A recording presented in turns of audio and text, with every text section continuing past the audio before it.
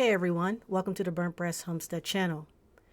It was a nice day out and I wanted to enjoy the last of the mild weather before the extreme cold winter kicked in. However, the wind messed up the audio quality of this video, so I now have to do a voiceover. But I am at a compost and recycling site. Many of you who live in townships, especially near rural areas or in rural areas, you might have a recycle and compost site as well. This first area is for people to drop off wood pallets and other wood pieces they don't want. The cost to drop these items off is free or just a small amount of money depending on the amount that's being dropped off. However, picking up these pieces are free. So for those of you who like to build or create things using wood pallets, this is a free source. And some people even sell items that they make out of wood pallets, such as tables, small cabinets, frames, and other things. So they basically make a 100% profit. The second area is one that my husband has visited many times in the past. This area contains logs that can be used for wood burning stoves. However, the logs are mixed, so there can be some pine or softwoods mixed with the hardwoods. It helps to know the difference between the two, especially pine. Pine is not the best wood to burn in your wood burning stove for a couple reasons, but this is not the video to go over that.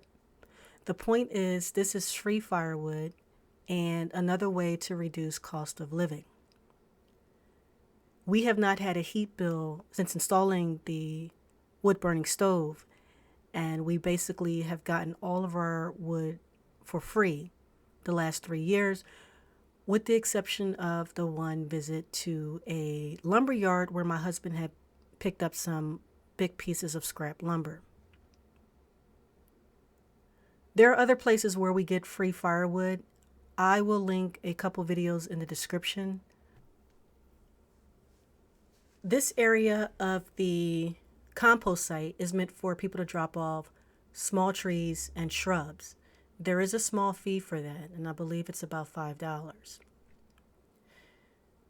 The shrubs and small trees will go through a grinder to create bark mulch or wood chips. And this whole site is actually for residents. So this is not a site for commercial dumping. Now, these next few areas is where I visited the most to get leaf mulch, bark mulch, and wood chips. Here's a close-up of the leaf mulch, and as you can see, there is debris. You have some leaves in there, you have some pieces of twig in there. What you can do is build your own sifting device, basically using some 1/4-inch hardware cloth attached to some 2x4s, and just dump the soil over it or the mulch over it and sift out the larger pieces, keeping all of the smaller pieces to go in your garden. This compost site is a wonderful place to visit, and it will save you so much money versus ordering soil or compost or wood chips.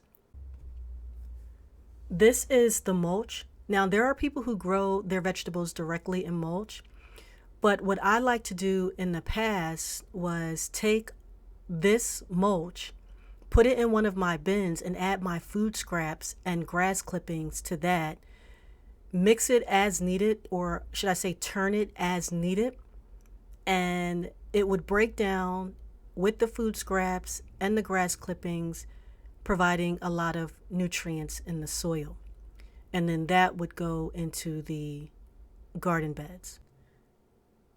That is the method I used in the past. However, now with the chickens and adding to the chickens our ducks, the pine shavings took the place of the mulch that I would get from the compost site.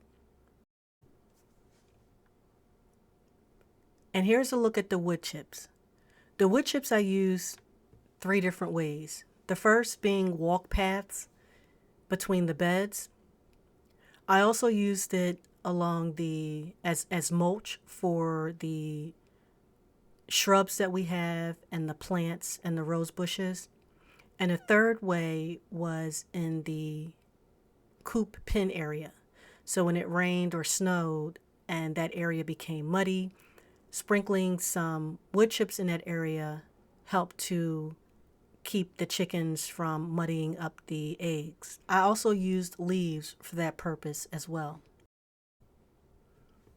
And as you can see, this township produces enough leaf mulch, bark mulch, and wood chips for anyone who has a home garden.